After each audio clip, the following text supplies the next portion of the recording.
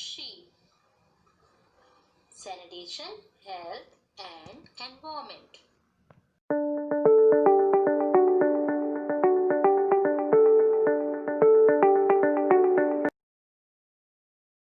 Hello friends, how are you?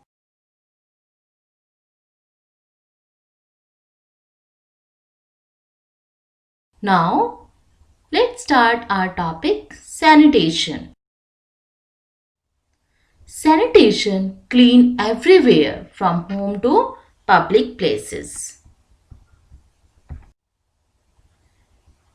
स्वच्छता बनाए रखने के लिए घर से लेकर सार्वजनिक स्थलों पर सब जगह स्वच्छता रखनी चाहिए. Sanitation refers related to clean drinking water and adequate treatment and disposal of human excreta and sewage. खुले में शौच नहीं करना चाहिए, गंदगी नहीं फैलानी चाहिए, पेयजल को स्वच्छ रखना चाहिए. Preventing human contact with faces is part of sanitation, as is hand washing with soap. स्वच्छता सिर्फ शौचालयों से अधिक है. यह उन सुविधाओं, व्यवहारों और सेवाओं को शामिल करती है जो मानव अपशिष्ट के संपर्क के कारण होने वाली बीमारियों को रोकती है. मल के साथ मानव संपर्क को रोकना स्वच्छता का हिस्सा है, जैसे कि साबुन से हाथ धोना. एक स्वच्छता प्रणाली का मुख्य उद्देश्य स्वच्छ पर्यावरण प्रदान करके और बीमारी के चक्र को तोड़कर मानव स्वास्थ्य की रक्षा करना और बढ़ावा देना होता है.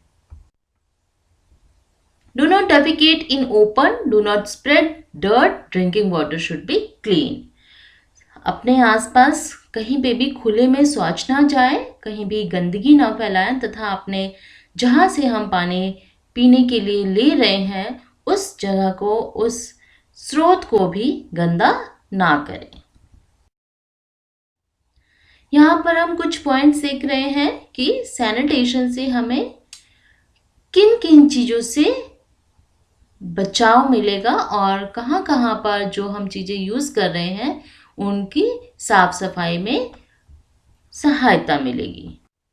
Sanitation prevents disease. सैनिटेशन क्या करता है? बीमारियों को फैलने से रोकता है. लोगों को गंदगी से होने वाली बीमारियों व संक्रामक रोगों के बारे में जानकारी होती है तो वो आसपास के क्षेत्र को साफ रखेंगे जिससे कि बीमारी नहीं फैलेगी. Promote human wellbeings. समुदाय के लोगों में स्वच्छता के प्रति जागरूकता पैदा करने से भी स्वच्छता बनी रहती है. Providing a clean environment. सामुदायिक स्वास्थ्य के लिए आवासीय बस्तियां योजनाबद्ध रूप से बसी होनी चाहिए जिससे सभी आवासों के लिए समुचित हवा, पानी, रोशनी, जल निकास व शौचालय आदि की व्यवस्था हो. Stop the transmission of disease. हमें अपने आसपास और आवास के स्थान को स्वच्छ रखना चाहिए. मकान की नालियां साफ सुथरी व ढकी हुई हों. शौचालय व स्नान घर प्रतिदिन अच्छी तरह से साफ किए जाने चाहिए क्योंकि यहाँ कीटाणु पनपने की संभावना सबसे ज़्यादा होती है. Adequate treatment and disposal of human excreta and sewage. आवासीय बस्तियों में जल के गड्ढे नहीं होने चाहिए क्योंकि इन स्थानों पर मच्छर पनपने की संभावना अधिक रहती है जिससे कि बहुत सारी बीमारियां, डेंगू, मलेरिया इत्यादि फैलते हैं. गंदे जल के निकास की नालियां व गटर ढके हुए हों. घर की नालियों में कीटनाशकों का नियमित छिड़काव किया जाना चाहिए. गली मोहल्ले की नालियां भी साफ रखनी चाहिए. Clean drinking water.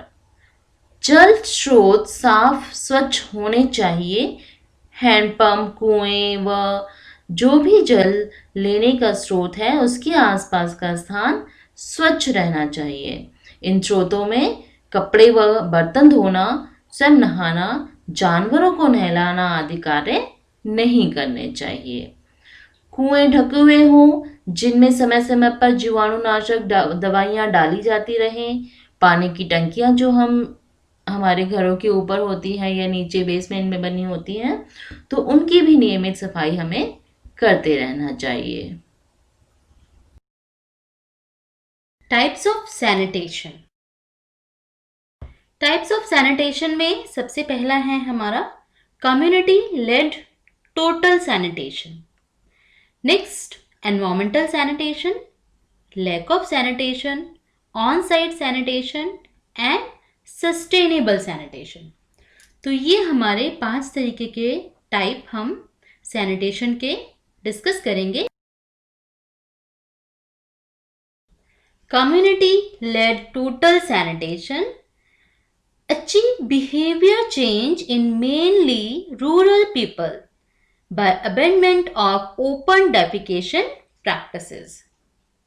ग्रामीण लोगों के व्यवहार में परिवर्तन लाकर खुले में शौच की प्रथाओं को त्यागना चाहिए।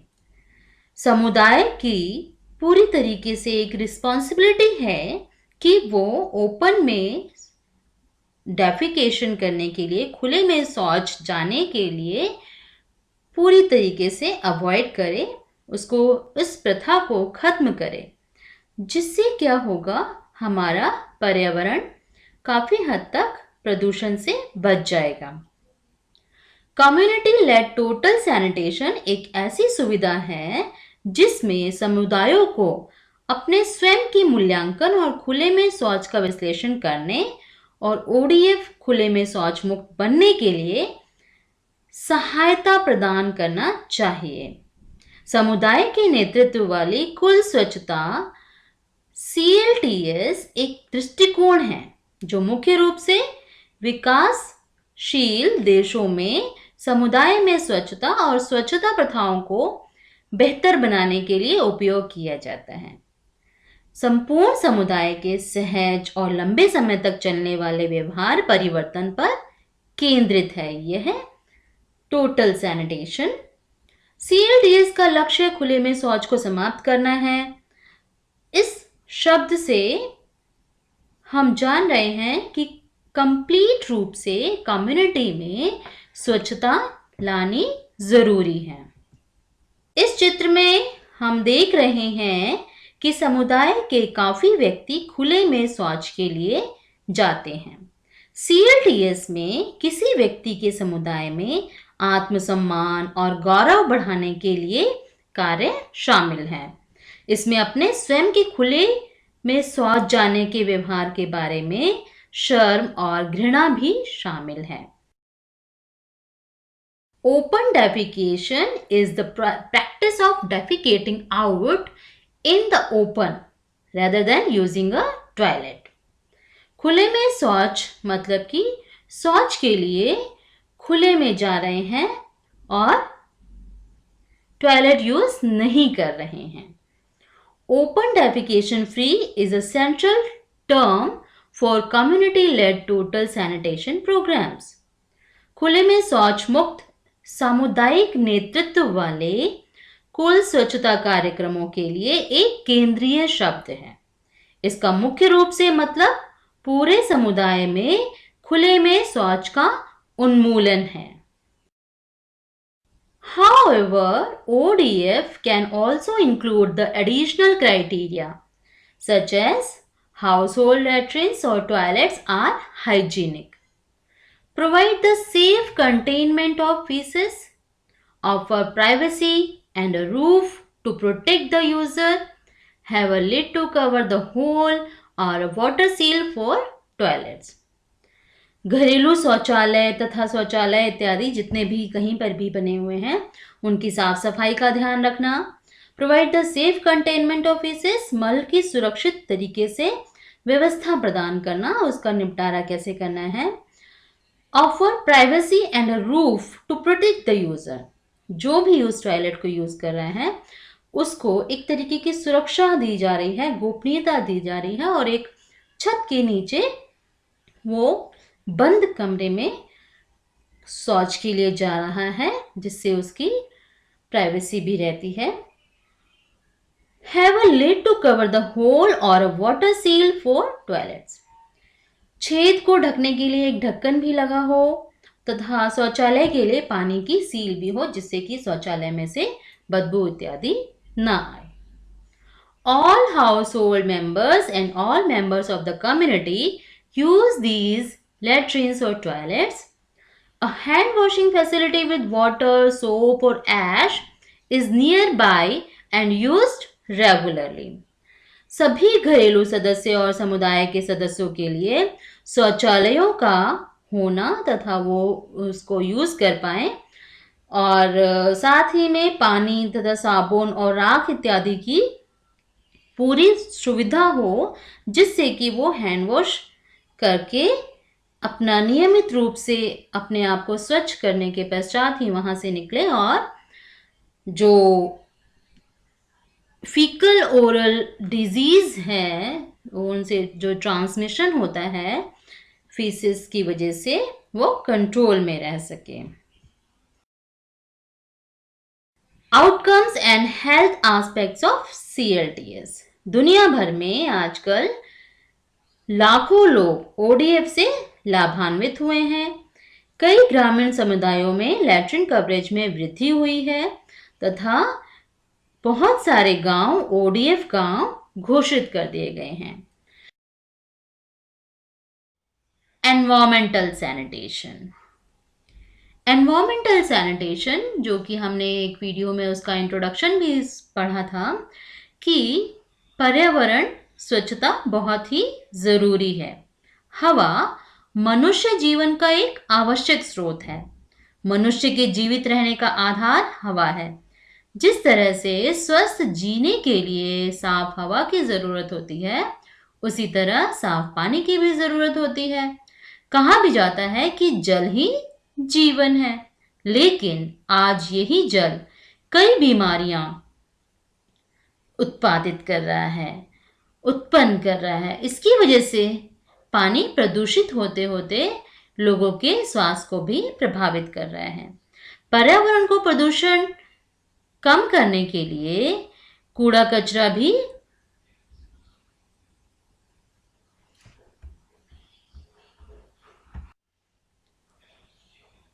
पर्यावरण को प्रदूषित करने में कूड़ा कचरा भी अहम भूमिका निभा रहा है. जगह जगह पर कूड़ा जलाए जाने और फेंकने से कई हानिकारक गैसें उत्पन्न होती हैं और स्वच्छ हवा के साथ मिलकर उसे जहरीला बना देती हैं. फैक्ट्रियां, कारखानों से निकलने वाला कचरा नदियों में बहा दिया जाता है. गंदे नालों से निकलने वाला पानी नदियों में मिलकर उसे प्रदूषित बना देता है. यही प्रदूषित पानी कई प्रकार की बीमारियां जैसे डायरिया, टाइफॉइड, हैजा इत्यादि बीमारियां फैला देता है. इंसान की जिंदगी के लिए सांसें जितनी महत्वपूर्ण है, उतनी ही स्वच्छता भी महत्वपूर्ण है. कदाचित स्वच्छता बनाए रखना एक व्यक्ति का कार्य ही नहीं, किंतु उसके लिए सभी प्रकार का प्रयास होना भी आवश्यक है. गंदगी बस्ती में एक दिन रहने पर स्वच्छता का महत्व स्पष्ट हो जाता है.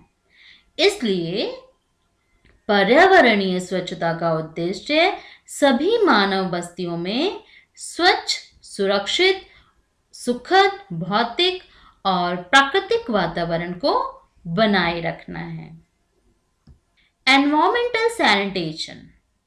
Environmental sanitation is the control of environmental factors that form links in disease transmission. पर्यावरणीय स्वच्छता पर्यावरणीय कारकों का नियंत्रण है जो रोग संचरण में लिंक बनाते हैं.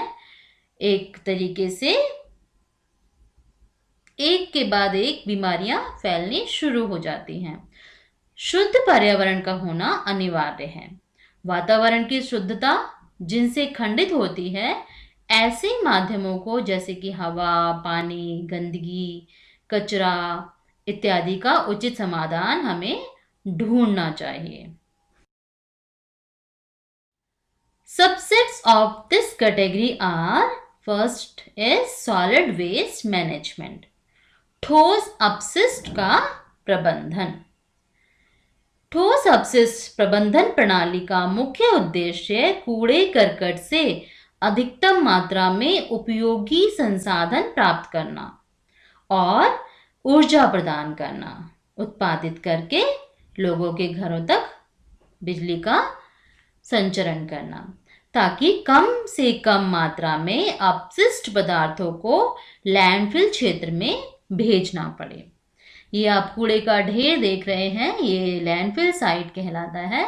तो कोशिश किया जाना चाहिए कि हम कूड़े को काफ़ी हद तक उसे रीयूज़ कर लें, काफ़ी हद तक कूड़े को रिड्यूस किया जा सके, उसको रिसाइकल कर लें। हम कुछ ऐसे प्रोसेस फैक्ट्रीज़ वगैरह हैं जो कि पुराना प्लास्टिक वगैरह मेटल्स को रिसाइकल करके दूसरा प्रोडक्ट बना लेते हैं।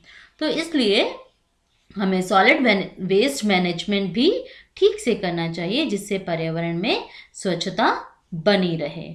Water and waste water treatment, ये एक चित्र देख रहे हैं आप, typical waste water treatment plant का है, जो कि इन फ्यूचर हम बहुत सारी वीडियोस में different waste water treatment plant की विजिट्स भी करेंगे और उनके बारे में डिस्कस भी करेंगे। तो हमारा ये टॉपिक है water and waste water treatment. इसमें क्या है, पानी और अपशिष्ट जल का उपचार किया जाना चाहिए। अपशिष्ट जल क्या होता है, ये कैसे उत्पन्न होता है? मनुष्य द्वारा घरेलू, व्यावसायिक एवं औद्योगिक उपयोग के लिए स्वच्छ जल का इस्तेमाल करने के बाद जो जल उत्पन्न होता है वह अपशिष्ट जल कहलाता है। यह घरों से निकलने के बाद बेकार जल के रूप में नालियों में या नदियों में, तालाब में एकत्रित कर लिया जाता है। कुल मिलाकर देखा जाए तो स्वच्छ पानी धुलाई, नहाने एवं टॉयलेट में फ्लश आदि के लिए इस्तेमाल होता है। धुलाई के अंतर्गत खाना बनाने के लिए बर्तनों की धुलाई, सब्जियों एवं खाने की चीजों को धोना, नहाना, हाथों की धुलाई, कपड़ों की धुलाई आदि शामिल होते हैं। इन इस्तेमालों से जो पानी निकलता है उनमें वनस्पति पदार्थ, खाने में इस्तेमाल हुआ तेल, बालों का तेल, डिटर्जेंट, फर्श की धूल, मानव शरीर की धुलाई के बाद चिकनाई युक्त साबुन शामिल होते हैं। इस पानी को क्या कहते हैं? ग्रे वाटर, मतलब मैला पानी। मानव मलमूत्र को फ्लश करने और धुलाई से निकलने वाली पानी को ब्लैक वाटर कहते हैं, जिसे सीवेज कहा जाता है। ब्लैक वाटर अर्थात सीवेज के मुकाबले में ग्रे वाटर को थोड़ा शुद्ध माना जाता है और उसको आसानी से थोड़ा सा साफ सफाई करने के पश्चात हम गार्डनिंग पर्पस में यूज़ कर सकते हैं। Next, industrial waste treatment. आजकल हर एक जो भी चीज़ हम यूज़ करते हैं कहीं ना कहीं फैक्ट्री में, इंडस्ट्रीज़ में बनती है, उसके बाद ही हम तक आ पाती है और हम उसे यूज़ करते हैं। तो औद्योगिक अपशिष्ट जो निकल रहा है, वहाँ पर जो प्रोसेस होने के बाद कूड़ा जनरेट हो रहा है, या वो वायु प्रदूषण हो या जल प्रदूषण हो या ठोस अपशिष्ट निकल रहा हो, तो औद्योगिक इकाइयों से जो कूड़ा निकल रहा है उसका भी हमें उपचार करना चाहिए। औद्योगिक इकाइयों एवं घरेलू उपयोग में आने वाले जल की बड़ी मात्रा दूषित जल के रूप में निकलते हैं। ये दूषित जल किसी भी जल स्रोत में मिलने पर उसे प्रदूषित कर देते हैं, जिसके कारण जल स्रोत का जल पीने अथवा अन्य मानवीय उपयोग के लिए योग्य नहीं रह जाता है। अनेक बार जल स्रोत में प्रदूषण का स्तर इतना बढ़ जाता है कि मवेशी, पशु पक्षी तथा कृषि कार्य हेतु भी उसका उपयोग किया जाना संभव नहीं हो पाता है। अतः इस दूषित जल के किसी जल स्रोत में मिलने से पूर्व उसका समुचित उपचार होना आवश्यक है, ताकि जल स्रोतों पर उसका दुष्प्रभाव कम से कम पड़े। जल प्रदूषण निवारण एवं नियंत्रण अधिनियम 1974 के संशोधन के अनुसार दूषित जल का निर्धारित मानदंडों के अनुरूप उपचार किया जाना आवश्यक है। विभिन्न औद्योगिक इकाइयों द्वारा दूषित जल की प्रकृति के अनुसार दूषित जल उपचार संयंत्र बनाए जाते हैं। सामान्य तौर पर दूषित जल उपचार संयंत्र में सेडिमेंटेशन टैंक, स्क्रीनिंग टैंक और हमारे काफ़ी सारे क्लोरीनेशन टैंक, सेटलिंग टैंक तथा केमिकल ऐड करने के बाद उनका फ्लॉक्यूलेशन वगैरह होता है, फिल्ट्रेशन होता है। तो बहुत सारे प्रोसेस से निकलने के बाद उसको हमें जल के स्रोतों में मिलाना चाहिए। Next, noise and air pollution control. शोर और वायु प्रदूषण नियंत्रण। घर के बाहर के ध्वनि स्रोत और घर के बाहर के वायु प्रदूषण स्रोत। ध्वनि प्रदूषण के कई स्रोत हैं, लेकिन इसे आमतौर पर घर के अंदर और घर के बाहर जैसे दो रूपों में वर्गीकृत किया गया है। उद्योग, कारखाने, car, motor, truck, train, cycle, aircraft, गाड़ियां जैसे वाहन की गति, निर्माण कार्य, रक्षा उपकरण, विस्फोट, विभिन्न कारणों के दौरान वाद्य यंत्र इत्यादि, ये सब क्या है? वायु प्रदूषण के कारण बनते हैं, कारण होते हैं। घर के अंदर के स्रोत, जोरदार रेडियो चलाना, टेलीविजन या म्यूजिक सिस्टम और अन्य इलेक्ट्रॉनिक उपकरण जिनसे बहुत अधिक ध्वनि निकलती है आदि। हमारे कानों को शारीरिक क्षति होती है इन सब चीजों से। इस हालात से पीड़ित लोग कमजोर ध्वनि का पता लगाने में असमर्थ हो जाते हैं। ध्वनि को नियंत्रित करने के 4 मौलिक तरीके हैं, जो कि अभी हम शॉर्ट फॉर्म में पढ़ रहे हैं। इन फ्यूचर उस चैप्टर में हम डिटेल में पढ़ेंगे। स्रोत पर ध्वनि कम करना, ध्वनि का रास्ता रोकना, पथ की लंबाई में वृद्धि करना तथा प्राप्तकर्ता को सुरक्षित रखें। सबसे पहला है स्रोत पर ध्वनि कम करना। ध्वनि को कम करने के लिए वाहनों और मशीनरी की आवाज को कम करना होगा। उद्योगों में विभिन्न प्रकार के अवशोषण सामग्री का उपयोग आंतरिक ध्वनि को नियंत्रित करने के लिए किया जा सकता है। ध्वनि का रास्ता रोकें। घरों के चारों ओर पेड़ों का रोपण करना प्रभावी ध्वनि बाधाओं को कम करने के लिए बहुत ही सहायक होता है। दीवारों, छत और फर्श के लिए बेहतर अवशोषण इंटीरियर सामग्री का प्रयोग करना, यह भी ध्वनि स्तरों को काफी कम कर देता है। पथ की लंबाई में वृद्धि, नगर, भूमि, हवाई अड्डों के स्थान से संबंधित नियमों का उपयोग, ध्वनि स्तरों पर दूरी के क्षीण प्रभाव को उपयोग करना चाहिए। प्राप्तकर्ता को सुरक्षित रखें। कान प्लग का उपयोग, विशेष रूप से डिजाइन किए गए कान प्लग की मदद से ऊपरी स्तर पर 40 डेसिबल तक ध्वनि कानों तक पहुंचने में कमी कर सकते हैं।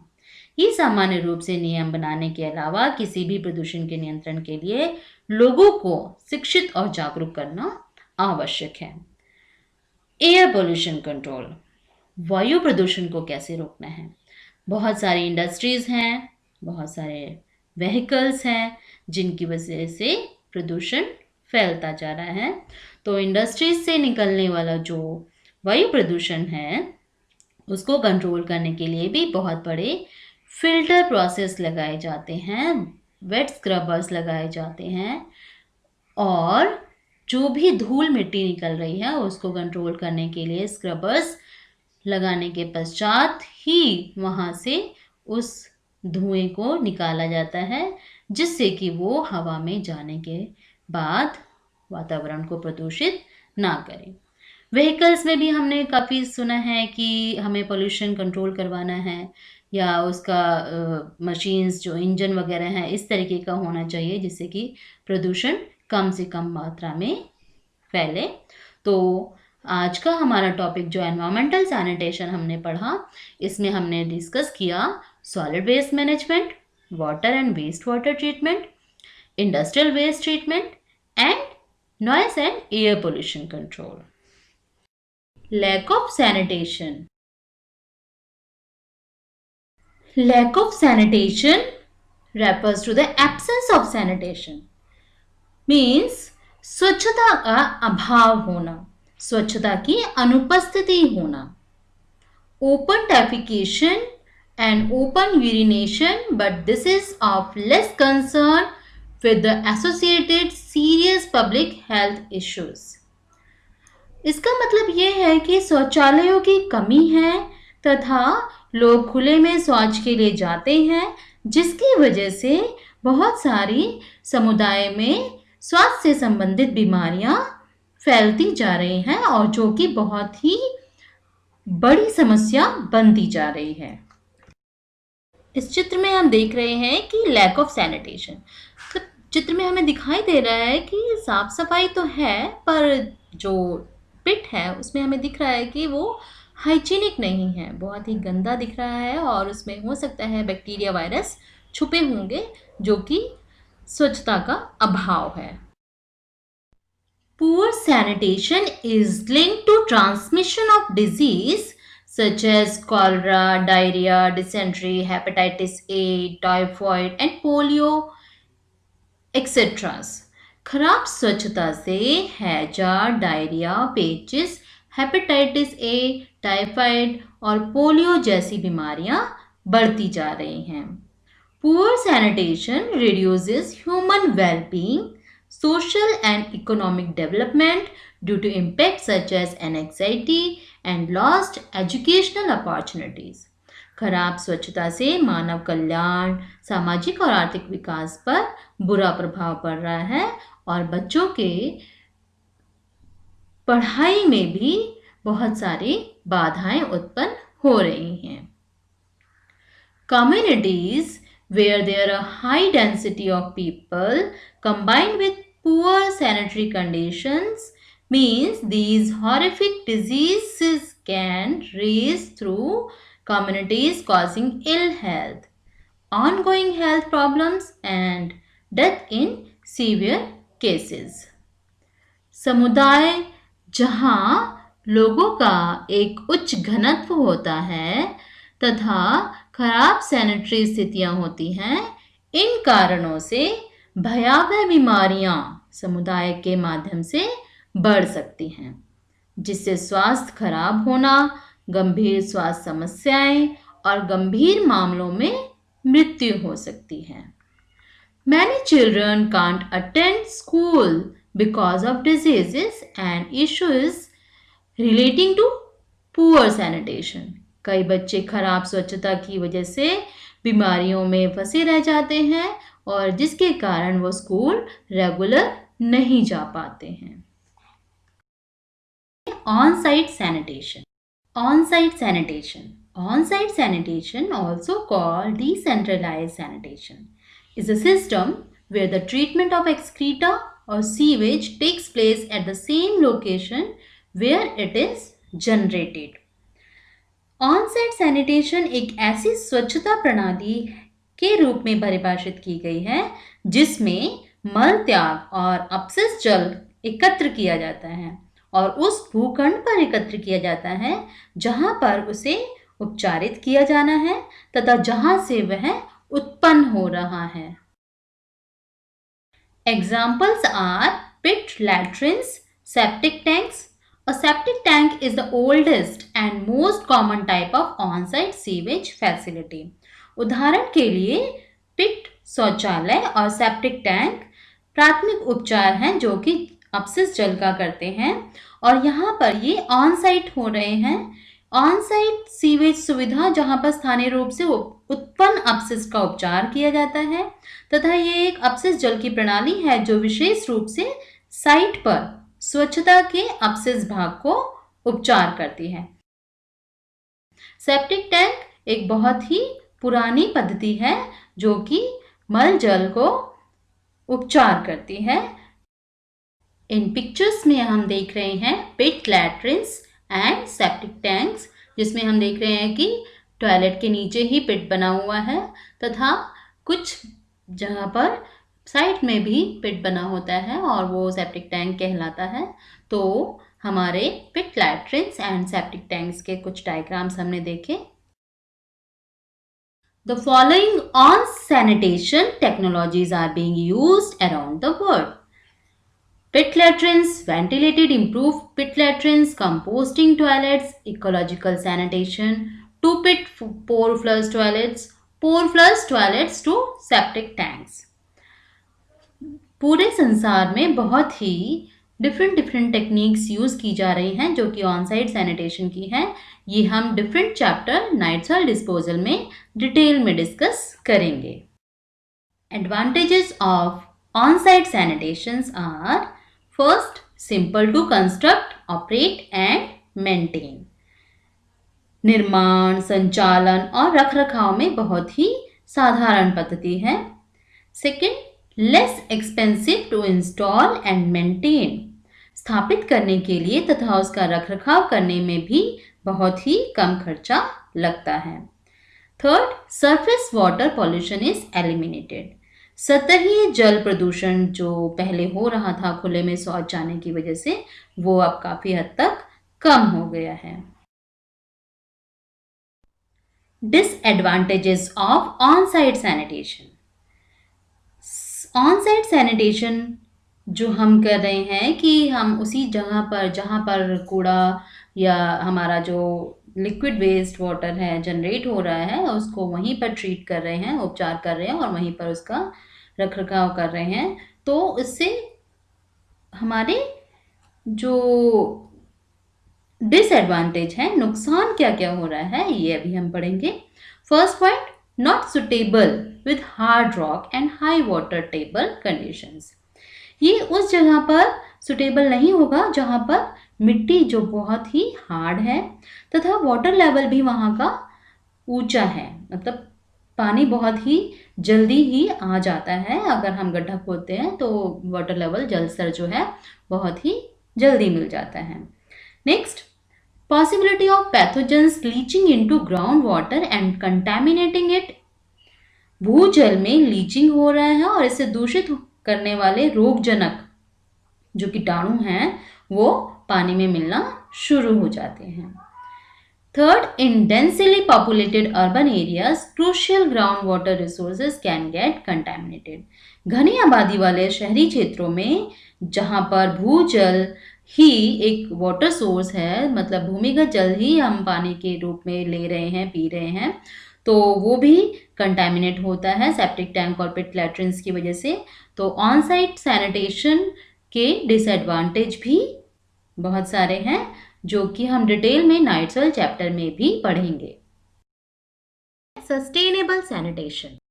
Sustainable sanitation, in order to be sustainable, a sanitation system has to be not only economically viable, socially acceptable, and technically and institutionally appropriate.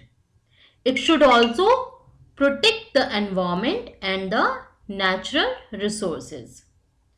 टिकाऊ होने के लिए एक स्वच्छता प्रणाली को न केवल आर्थिक रूप से व्यवहारिक होना चाहिए, सामाजिक रूप से स्वीकार्य होना चाहिए और तकनीकी रूप से और संस्थागत रूप से उपयुक्त होना चाहिए, बल्कि इसे पर्यावरण और प्राकृतिक संसाधनों की भी रक्षा करनी चाहिए।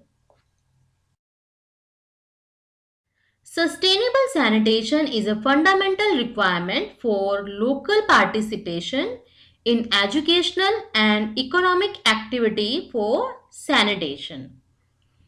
स्वच्छता के लिए शैक्षिक और आर्थिक गतिविधि में स्थानीय भागीदारी के लिए एक मूलभूत आवश्यकता है। सस्टेनेबल सैनिटेशन, अगर हमें मेंटेन रखना है सैनिटेशन को, तो हमें व्यक्ति को शैक्षिक और आर्थिक रूप से गतिविधियों में एक्टिव रखना होगा, जिसकी वजह से वो सैनिटेशन को एक तरीके से टिकाऊ बना सके। Purpose of sustainable sanitation is the same as sanitation in general, to protect human health. Normally हमने बात की थी स्वच्छता का, जो हमारा टॉपिक था उसमें हमने इंट्रोडक्शन में पढ़ा था कि सैनिटेशन से क्या होता है, इंसान की स्वास्थ्य को हम बचा पाते हैं। और the main objective of a sanitation system is to protect and promote human health by providing a clean environment and breaking the cycle of disease.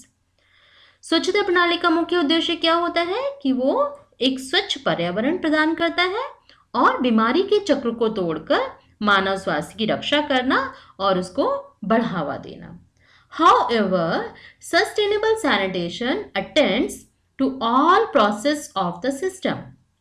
This includes method of collecting, transporting, treating and the disposal or reuse of waste. इसमें कचरे का संग्रहण किया जाता है, उसका परिवहन किया जाता है, उसका उपचार किया जाता है और उसका निपटारा कैसे करना है तथा उसका पुनः उपयोग के अलग-अलग तरीके हम पढ़ते हैं और समझते हैं कि सस्टेनेबल सैनिटेशन को हमें कैसे आगे बढ़ाना है. Sustainable sanitation considers the entire sanitation value chain from the experience of users, excreta and wastewater collection method, transportation or conveyance of waste, treatment and reuse or disposal. स्थायी स्वच्छता उपयोगकर्ता उत्सर्जन और अपशिष्ट संग्रह के तरीकों, परिवहन या अपशिष्ट उपचार और पुनः उपयोग का निपटान के अनुभव से संपूर्ण स्वच्छता मूल्य श्रृंखला पर विचार करता है.